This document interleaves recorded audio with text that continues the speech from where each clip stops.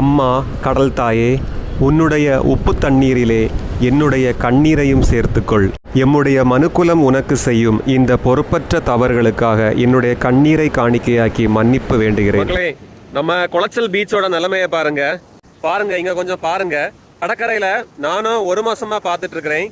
இவ்வளவு பிளாஸ்டிக் கழிவுகள் வந்து கிடக்குது. இதை வந்து எடுத்து மாத்துறதுக்கு இந்த முனிசிபாலிட்டிலையும் யாருக்கும் டைம் இல்ல. பார்க்கும்போது கண்ணுல கண்ணீர் வருது மக்களே.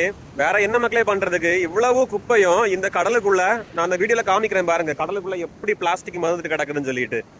இதெல்லாம் தெரிஞ்சு பண்றாங்களா தெரியாம பண்றாங்களான்னு எனக்கு தெரியல. சரி மக்களே, இந்த குப்பையை வந்து என்னால ஒத்தைக்கு அப்புறப்படுத்த முடியாது மக்களே. என்கிட்ட ஆட்டோவும் கிடையாது, ஒன்றும் கிடையாது. நான் பைக்ல கொஞ்சம் கொஞ்சமா கடத்தினாலும் எந்த அளவுக்கு கடத்துவீங்க எனக்கு தெரியல. இன்னைக்கு நான் முடிஞ்ச அளவு கொஞ்ச நேரத்தை நான் மாத்த போறேன். எனக்கு வந்து யாராவது ஹெல்ப் பண்ணுங்க இந்த குப்பையெல்லாம் மாத்துறதுக்கு. என்னைக்காவது நீங்க ஃப்ரீயா இருந்தா கமெண்ட் பண்ணுங்க. வாங்க நம்ம சேர்ந்து இந்த குப்பையை நம்ம வந்து மாத்துவோம்.